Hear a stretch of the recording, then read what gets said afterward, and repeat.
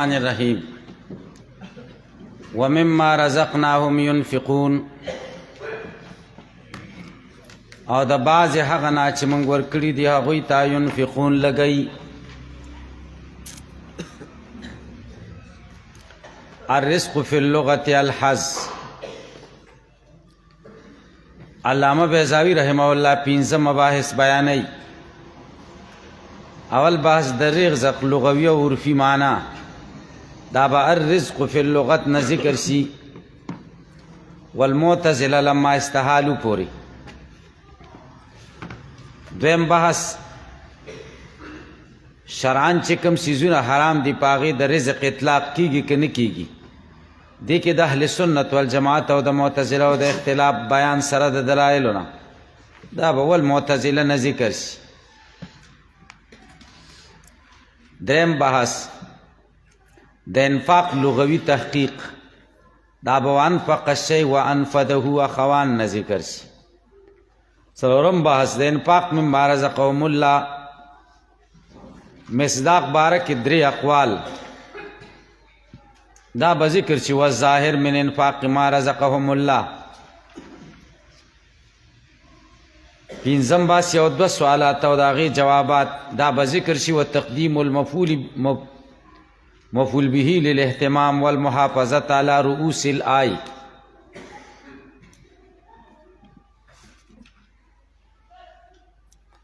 خو د علامه د مباحثو نه وړاندې مما رزقناهم کې دا ما کمه ما ده، دا ما موصولم کېدی شي، موصوفم کېدی شي، مصدریم کېدی شي. که موصوله شي نو بیا به پکې آیت حذف شي. ومما رزقناهم ایاه ينفقون. رزقناهم دا به ایاهو دا به صله د ماش، موصول سره د صلې نه مجرور به د من شي، جار سره د مجرور نه متعلق به شي تر ينفقون پورې.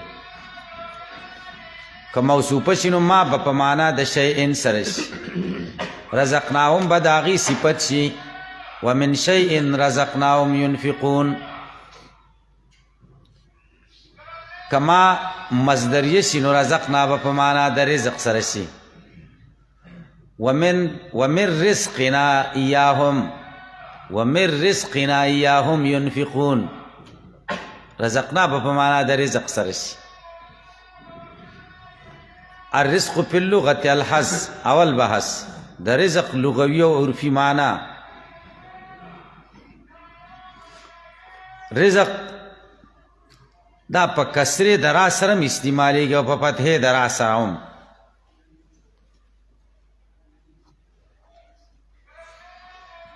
که چرې په فتحې د را سره شي رزق نو بیا مصدر دی، او که په کسرې سره شي رزق نو په معنا د مصدر سره هم راځي.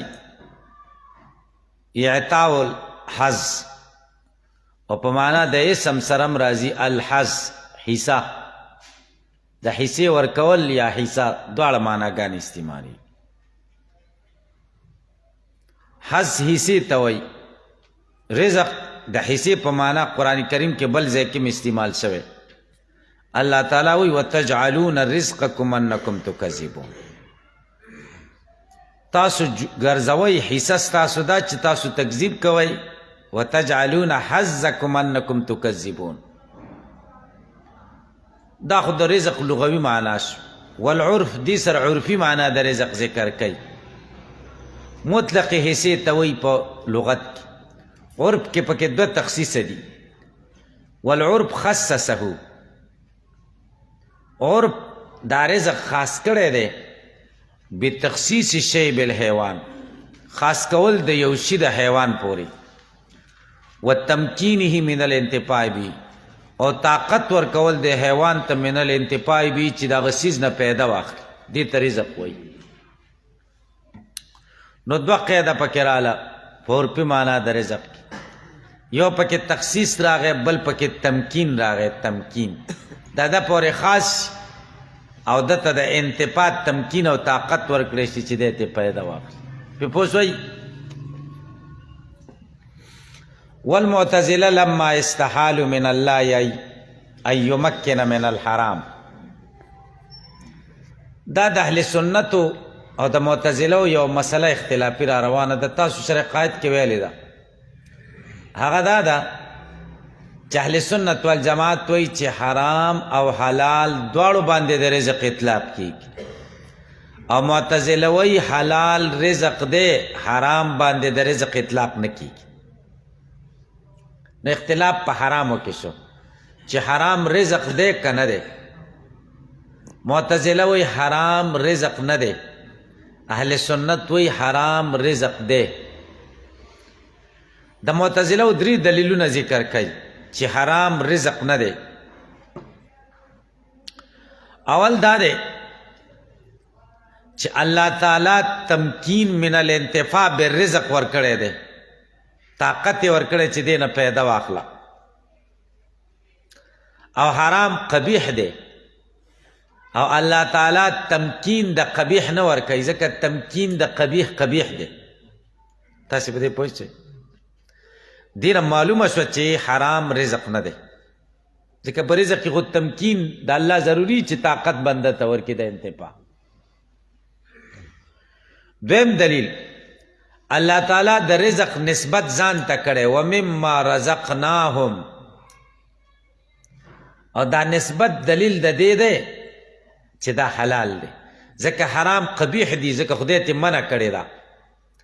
او د قبیح چیز نسبت خدای ځان له نه کوي، ځکه نسبت د قبیح قبیحي. دریم دلیل، الله تعالی د دوی مدح کوي د متقیانو چې ومما رزقناهم ينفقون، هغه چې موږ دوی ته رزق ورکړی دوی لګوي. او په انفاق د حرامو کې خو مدح نشته، پې پوه شوئ. ومما رزقناهم ينفقون، خدای د متقیانو مدح کوي کنه چې رزق لګوي. او د حرامو په لګولو یو سړی حرامې پیسې لګوي، نو په هغې کې مدح شته؟ مدح خو په حلالو کې ده، نو دې نه معلومه شوه چې حرام رزق نه دی. ګورئ، والمعتزله لما استحالوا من الله، لما استحالوا سره اولنی دلیل دی. هر کله چې دوی محال ګڼي من الله د الله نه، ان یمکن من الحرام، چې تمکین او طاقت ورکي بنده ته د حرامو، لأنه منع، ځکه دا حیوان دا انسان منع شوی دی من الانتفاع به، د دې نه چې پیدا واخلي په دې حرامو، او امر ورته شوی دی بالزجر عنه، په زجر د دې حرامو نه. نو که چرته حرام رزق شي نو زجر ولې راته، که حرام رزق شي نو منع ولې راتله چې حرام مخوره. قالو، نو دوی وایي دا قالو د لما جواب دی. معتزلو هر کله چې الله باندې تمکین د حرامو دا محال وګاڼه، نو قالو دوی ویلی دي چې الحرام لیس برزقین، حرام رزق نه دی. دویم دلیل د معتزلو، الا ترى تنګوري، دا نه دویم دلیل دی. الا ترى تنګوري انه تعالی اسند الرزق ها هنا الى نفسي، الله تعالی اسناد د رزق کړی دی دلته نفس ته، او د حرام و اسناد خو خدای ځان له نه کوي، ځکه حرام قبیح دی او اسناد د قبیح خو خدای نه کوي. دریم دلیل، ایذانا بانهم ينفقون الحلال الطلق، دا دریم دلیل دی. الله تعالی خبرداري ورکوي بانهم چې دا مؤمنان دا متقیان لګي حلال خالص طلق خالص. فإن انفاق الحرام لا يجب المدح، ځکه انفاق د حرام خو باعث د مدح نه جوړیږي کنه. که حرام رزق شي نو د حرام لګول خو د مدح قابل نه دي. دا درې دلیلونه، د درې دلیلونو تنویر د پاره وذم المشرکین وای. معتزله وای قرآن کریم کې الله تعالی د مشرکینو مذمت بیان کړی چې رزق تقسیم کړی چې په دوه قسمه دی، حلال او حرام. نو اهل سنت تاسو ورته ولې حلال او حرام وایي؟ پې پوښتئ که نشئ. وذم المشرکین، الله مذمت بیان کړی د مشرکانو په تحریم د هغه څه رزقهم الله بقوله تعالی قل ارایتم، خبر را کئ ما انزل الله لکم، چې الله نازل کړي تاسو ته من رزقین د رزقنا، وجعلتم تاسو جوړوي منه باغی کې حرامن و حلالا حرام او حلال. الله تعالی د مشرکانو مذمت بیان کړه چې رزق کې حلال او حرام جوړ کړی، تاسو په کې ولې حلال او حرام جوړوي؟ د دې په دلیلونو پوښتنه.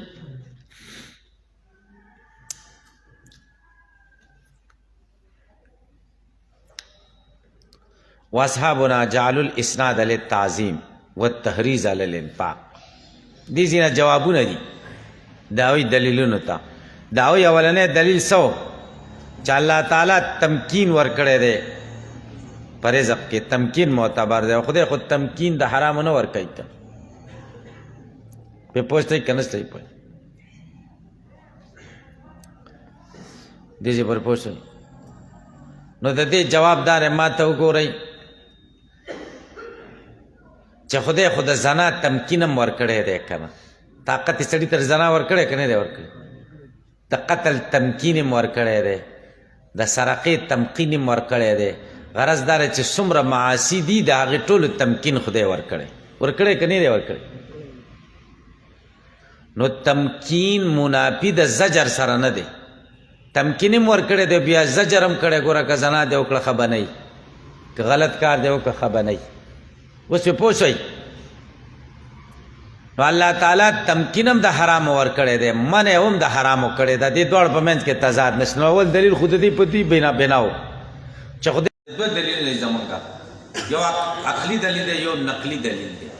نقلي دلیل حدیث شریف دی چې حدیث شریف کې حرام او حلال دواړو ته رزق ویل شوی. تاسو وګورئ وتمسکوا زمونږ اصحابو تمسک دلیل نیولی بشمول الرزق چې رزق شامل دی حرام ته بقول علیه السلام، په دې قول د نبی علیه السلام. په حدیث د عمرو ابن قره کې عمرو ابن قره راغی نبی کریم صلی الله علیه وسلم ته وایي، ابن ماجه کې دا حدیث دی صفوان ابن امیه په روایت سره. موږ د نبی علیه السلام سره عمرو ابن قره راغی، ورته وایي د خدای پیغمبر الله په ما بدبختي مقرره کړې ده،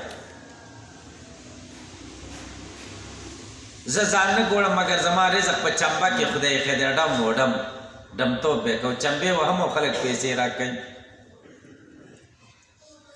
نو ما ته اجازت د سندرو وکړه، فاحشه بې حیایي خبرې به پکې نه کوم. نبی علیہ السلام ورته وایي تا ته د سندرو اجازت نه کوم، او نه پکې عزت شته او نه دا نعمت دی، دروغ دې ویلي د خدای دشمنه. لقد رزقك الله طیبا، خدای تا ته پاک رزق مقرر کړی دی. فاخترت ما حرم الله، تا هغه رزق غوره کړه چې خدای حرام کړی دی علیک په تا باندې من رزقي مکان ما احفظه د هغه چې احل الله لك چې خدای تا ته حلال کړی دی من حلالي. پې پوه شوئ تا کوم رزق غوره کړی دی چې کوم خدای حرام کړی، نو حرام ته رزق وویلې که نه ویلې حدیث. دا دلیل نقلي شته چې حرام رزق. دویم دلیل وبأنه لو لم يكن رزق، دا دویم دلیل دی که چېرته حرام رزق نشي لم یکن نه بشي هغه څوک چې تغذیه حاصله کړي به په دې حرامو سره طول عمر ټول عمر مرزوق هغه به مرزوق نشي. ولیس کذالک، داسې نه ده. سړی د مور نه پیدا شه، پلار یې حرام خور دی، غلط کارونه کوي، پیسې حرامې دي، او دی د ورکوټیوال نه تر چې بالغ شم کاروبار هم ځان له د نارواو پیدا کړي. زوی په پلار یې بډمتوب ګټلي او دی چې زوی شم بس دمتوب کوي چې دی سړی شي، نو ټول عمر یې په څه کې تېر حرام خوراک کوي. نو بیا به مونږ ده ته وایو چې دی مرزوق نه دی، خدای ده ته رزق نه دی ورکړی، ولې ځکه حرام په رزق نه دی. پوه نه شئ؟ پوه شوئ؟ بل که چېرته دا رزق نشي نو هغه څوک چې غذا حاصلوي په دې حرام باندې ټول عمر دا به مرزوق نشي. ولیس کذالک لقوله تعالی وما من دابة اذن د سر نشته په ځمکه کې الا علی الله رزقها، مګر په الله یې رزق. ټولو ته خلکو ته خدای رزق مقرر کړی، چاته یو چاته دا زمونږ او د هغوی په دې دغه باندې پوه شي. دا شرقات اشته تاسو ویل وانفق الشیء وانفذه اخوان، دا دریم بحث دی د نفاق لغوي معنا. وانفق الشیء وانفذه، انفقه او انفذه اخوان، دا دواړه په اشتقاق کبیر کې شریک، اکثره حروفو کې شریک دي. که تاسې په دې پوه شئ نون او فا او عین دې دواړو کې سره شریک دي که نه،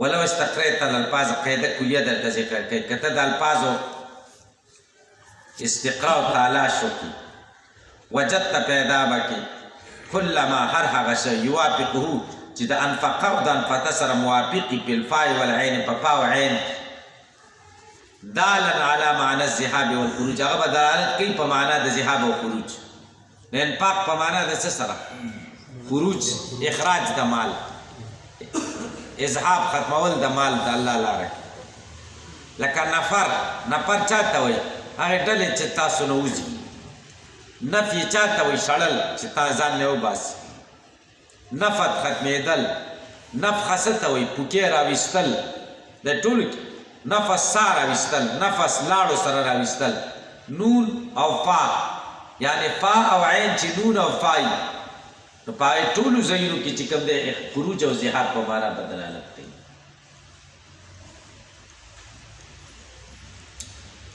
وظاهر من الانفاق ما رزقهم الله دا څلورم بحث دی مما هغه څه رزقناهم چې موږ ورکړي دي ينفقون لګي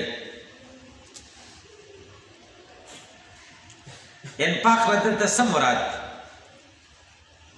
فرض که نفل زکات ورکوي که نه نفلي صدقات کوي دی وایي دوه احتمال دي وظاهر من انفاق ما رزقهم الله صرف المال في سبل الخير مال مصرفول دي د خیر په لارو کې من الفرض او نفل فرض او نفل دواړه پکې راځي فرایض او نوافل ومن فسره بالزکات چا چې تفسیر په زکات سره کړی دی دا دویم تاویل دی نو ذکر افضل انواعه گویا کی د سبل الخير هغه غوره قسم ذکر کړی دی غوره قسم په پوښتنه کې نشته پي شامل خو ټول ته دی خو دلته ذکر شوی چې کوم دی افضل الانواع بهم والاصل فيه او په انفاق کې چې کوم شی اصل دی هغه ذکر کړی چې زکات او خصص او دریم یا خاص کدا انفاق به په دې زکات سره لاقترانی زکه دا انفاق مقترن دی بما د هغه سره هو شقیقتها چې هغه مشابه د زکات سره دی چې صلات د صلات سره انفاق ذکر شکره او د صلات شقیق یعنی مرګره هغه خو زکات په قران کې اقیم الصلاه و اتو الزکات تمګر ته معلومه شو چې انفاق مراد زکات په پوهه نشته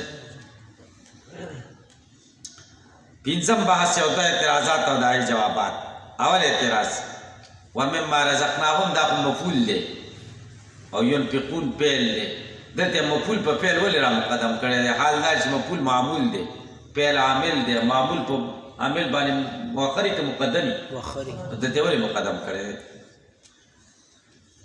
د دوه جواب کوي وتقديم المفعول تقديم د مفعول للاهتمام د اهتمام د وجه نه شوی دی ځکه دلته مقصد نفس انفاق نه دی بلکې مقصد د ما رزقهم الله مما رزقناهم انفاق بیان دی والمحافظت على رؤوس الآية محافظت شوی دی په رؤوس الآية باندې ځکه چې آیاتونه پر نون ختمیږي کنه نون او میم باندې نو ځکه کله چې ویل وينفقون مما رزقناهم نو بیا څه نه جوړېږي بهم اعتراض و ادخال من التبعیضہ من په ولې داخل کدا من التبعیضہ و مما رزقناهم بعض هغه چې موږ ورکړي دي ينفقون لګي کله ولې ذکر نه د جواب کوي و ادخال من التبعیضہ علی للکف یعنی الاسراف چې ځان او ساتي د اسراف نه المنینو چې ایله منشوي ټول بنور کې بچي بده سپي تاسو په دې ځای پورې پوښتنه و احتمالو کې دا اوس دریم احتمال ذکر کوي چې د انفاق د ما رزقهم الله نه یو دار چې فرض او نفل دواړه مراد دویم احتمال دا چې صرف زکات ته مراد دریم احتمال دا دی ويحتمل احتمال لري ان يراد به چې مراد شي د دین انفاق من جميع المعاون د ټولو اسبابونه التي اغاتهم الله چې خدای دوی ته ورکړي من النعم الظاهره والباطنه ظاهري نعمتونه او باطني نعمتونه پیسې چاله ورکې دا انفاق دی علم چاته ورزدکې دا انفاق عموم پکې راغی کړه یعنی باطنی نعمتونه پکې شامل ويؤيدوا د دې قول تایید کوي دا قول د نبی علیہ السلام ان علم لا يقال به یقینا هغه علم لا يقال به چې باغې باندې قول نکېږي قول